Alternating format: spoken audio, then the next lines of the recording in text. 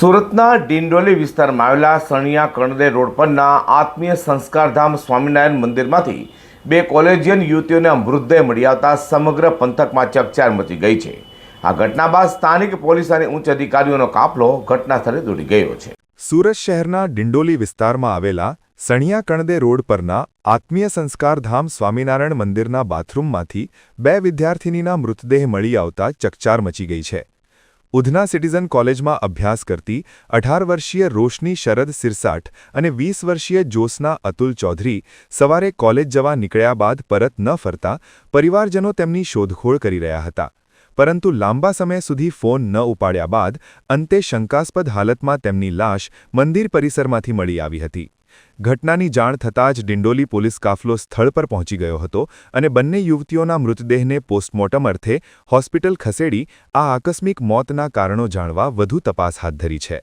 તો આ અંગે જાણવા મળ્યું હતું કે સવારે 7 વાગે બંને કોલેજ જવા માટે નીકળી હતી।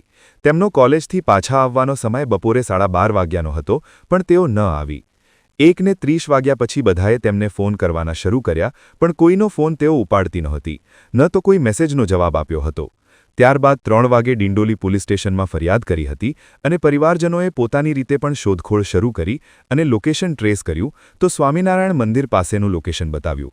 ત્યાં જઈને જોયું તો તેમની ગાડી મળી આવી। અમે આખું મંદિર તપાસ્યું, પણ કંઈ મળ્યું નહીં। એક બાથરૂમની લાઇટ ચાલુ હતી એટલે અમને શંકા ગઈ।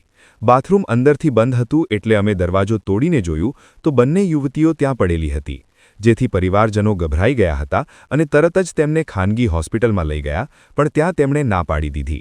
પછી સિવિલ હોસ્પિટલ લાવ્યા, જ્યાં ડોક્ટરે તેમને મૃત જાહેર કરી હતી। આ સમગ્ર મામલે ડિંડોલી પીઆઈ આર.જે. ચુડાસમાએ જણાવ્યું હતું કે અમને ઘટનાની જાણકારી મળતા અમે તાત્કાલિક ઘટના સ્થળે પહોંચ્યા હતા। મંદિરના તમામ સીસીટીવી ફૂટેજ ચેક કરાયા છે। લગભગ 7:15 વાગ્યાના અરસામાં બંને યુવતીઓ મંદિરમાં પ્રવેશ કરે છે અને 7:30 વાગે તેઓ બાથરૂમ તરફ જાય છે। બાથરૂમની અંદરથી અમને ઝહેરના પડીકા પણ મળી આવ્યા છે, જેને અમે એફએસએલમાં મોકલીશું। તો રોશની શિરસાઠે ચેટ જીપીટી પર સર્ચ કર્યું હતું કે હાઉ ટુ કમિટ સ્યુસાઇડ। હાલ પરિવારનું નિવેદન લેવાની કામગીરી ચાલી રહી છે। ઘટના એવી બની હતી ભાઈ કે છોકરી કોલેજ કહીને ગયેલી હતી, રેગ્યુલર સમય તેનો 7 વાગે ઘરથી નીકળવાનો। એ રોજ સવારે 7 વાગે જતી હતી અને કાલે પણ 7 વાગે ગઈ। 7 વાગે ગયા પછી એનો ટાઈમ હતો 12:30 1 વાગે ઘરે આવવાનો।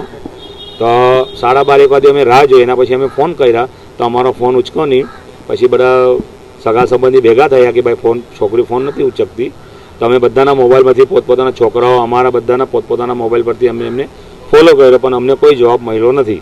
એના પછી ટાઈમ થઈ ગયો 2:30 3 વાગ્યા, તો અમે 3 વાગે ડિંડોલી પોલીસ સ્ટેશનમાં અમે જઈને એફઆઈઆર નોંધાવી। ત્યાંથી અમને એવું કીધું કે પહેલાં તમે શોધખોળ કરો, ભાઈ 24 કલાક પછી અમે અમારી કાર્યવાહી શરૂ કરીશું। તો અમે અમારી રીતે અમે શોધખોળ કરી, તો અમને લોકેશન ખબર પડી, ખરવાસા ફર્યા, આખું ગામડામાં ફર્યા, ખેતરોમાં ફર્યા, બધે ફર્યા, પછી કોઈ અમને મળ્યું નહીં। પછી 8 8:30 9 વાગ્યાની આ દરમિયાન અમને ખબર પડી કે ગાડી અહીંયા એ જગ્યા પર એમની છે, સ્વામિનારાયણ મંદિર છે, ત્યાં મળી। તો અમે ત્યાં ગયા તો સ્વામિનારાયણ મંદિર બંધ થઈ ગયેલું। તો અમે ખોલાવ્યું, આખું અમે ચેક કર્યું, XYZ રૂમથી લઈને બાથરૂમથી લઈને તો ઉપર નીચે બધું ચેક કર્યું। પછી અમે છેલ્લે 11 11:30 વાગે પછી એવું અમને ફીલ થઈ કે ઉપરના લાઇટ કેમ ચાલુ છે, ફર્સ્ટ ફ્લોર યા સેકન્ડ ફ્લોરનો બાથરૂમનો લાઇટ હતો। એ પછી અમે જોઈને જોયું તો અંદરથી લોક હતો। તો પ્રશાસનને ત્યાં લોકોને બોલાવ્યા, એમને કીધું કે ખોલાવો, તો એ લોકો ખોલવાની કોશિશ કરી, ચાવી કંઈ મળી નહીં, તો અમે તોડીને પછી બારણું ખોલ્યું તો જોયું તો બેવ નીચે ફર્સ્ટ પર પડેલી હતી। પછી એમને ફટાફટ અમે ઉચકીને ફટાફટ અમે હોસ્પિટલે લઈ ગયા પ્રાઇવેટ, ત્યાં અમને ના પાડી દીધી। પછી ત્યાંથી અમે 108 બોલાવીને પછી સિવિલમાં લાવી લીધી। વધુમાં બંને કોલેજિયન યુવતીઓ જે બાથરૂમમાંથી મૃત મળી છે તે બાથરૂમ બહાર સીસીટીવી કેમેરા છે, પણ બાથરૂમની અંદર નથી। તેઓ પહેલા ધોરણથી 12મા ધોરણ સુધી સાથે જ ભણી છે। કોલેજમાં જ બંને અલગ થઈ હતી। તેઓ બાળપણની બહેનપણીઓ હતી।